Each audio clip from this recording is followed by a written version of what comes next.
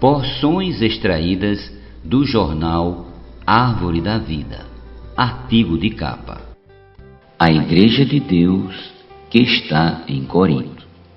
O apóstolo Paulo foi informado por uma das famílias da igreja em Corinto que os crentes ali estavam numa situação espiritual lamentável e seus líderes passivos apenas assistiam, não faziam nada.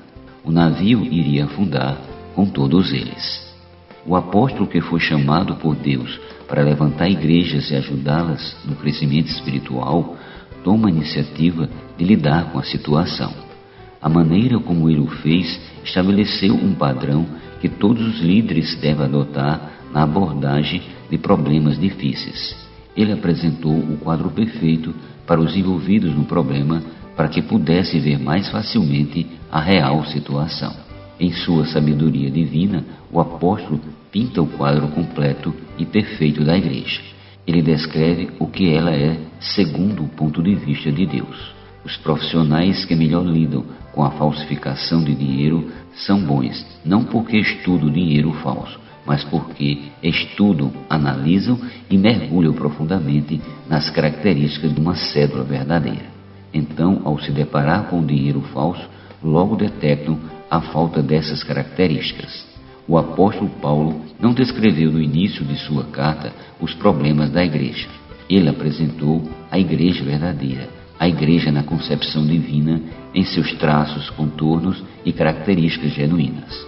Os versículos 2 a 9 do capítulo 1 é o quadro da igreja verdadeira. A partir do versículo 10, Paulo começa a lidar com a igreja problemática. Ele apresenta o projeto que Deus tem para eles antes de falar das curvaturas esquisitas que apresentava a igreja em Corinto.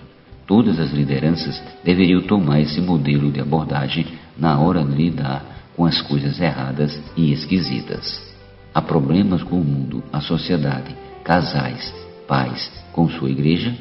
Então não tente fazer com que os outros vejam de início os erros, fraquezas, desvios ou problemas.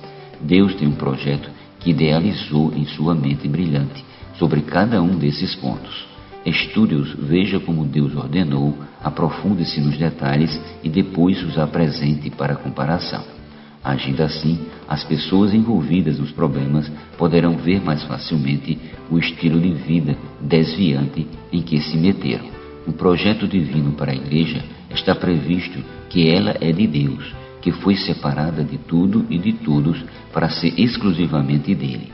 Em Cristo, a igreja assume, desenvolve, vive e propaga uma nova cultura.